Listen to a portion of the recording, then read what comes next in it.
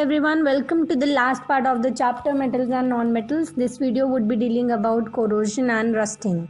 First of all, what a corrosion is, it's eating up of metals of air, moisture of a chemical or acid on their surface. And what a rusting is, when an object is left damp in the air or water for a considerable time, it gets covered with a red, brown, flaky substance called rust. Note point is there, rust is mainly hydrated iron, that's your third oxide, and Fe2O3.XH2O. You can see from the diagram what a corrosion and rusting is. Now there are two conditions necessary for rusting of iron, that's your presence of air as well as of water. Now let's see the experiment. This also usually comes in the exam. Okay, we take 3 test tubes. First test tube contains anhydrous calcium chloride. Okay, why is it put it? It is put it so that it can absorb water. Okay, iron nail is put it then and the rubber cork is closed. Okay, so now what happen is iron nail in this condition is kept in the dry air. That means there is no water vapor in it. Now in the second test tube we have boiling water over which we have put it an iron nail and above it we have put it a layer of oil so that we can keep the rest air out of it. That means in this condition the iron nail is kept at air free boiled water. Okay. In the third test tube we have put in normal water, that's your unboiled water, and the iron nail is put it in such a way that its 2/3 part of the nail is immersed in the water and the rest is above the water. It means it has air and water together. So what we will observe after 1 week, in first test tube we'll see that there is no rust. In the second also we can see no rust, but in the third we see a red brown rust is seen on the surface of the iron nail, which is kept in the presence of both air and water. This shows that the conditions are true for rusting of. Now let's discuss about the prevention of rusting. Methods you can see, but the important method here is your galvanization. Okay, it is also asked in the exams. So it is a process of depositing a thin layer of zinc metal on the iron object. Why only zinc metal?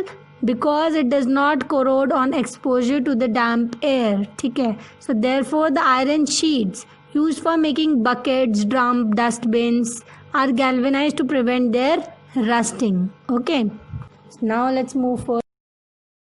Alright, we have corrosion of aluminium, copper as well as of silver. First let's talk about aluminium.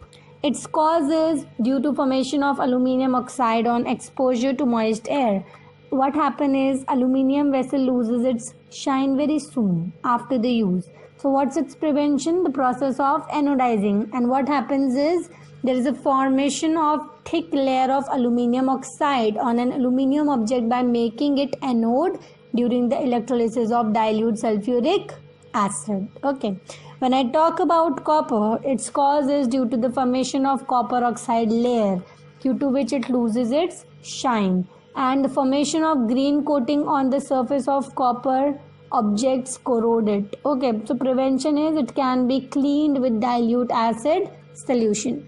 And when I talk about silver, there causes formation of thin silver sulfide layer on their surface, okay, which then turn them to black color. And its prevention is it does not or do not keep silver in the air.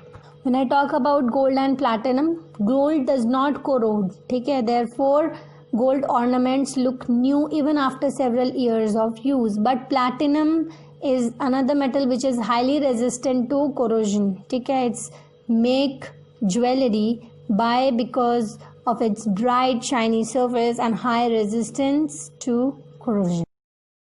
Last we have alloys. It's a mixture of 2 or more metals, for example duralium or duralium, magnesium, steel, stainless steel, brass, bronze, solder and amalgams.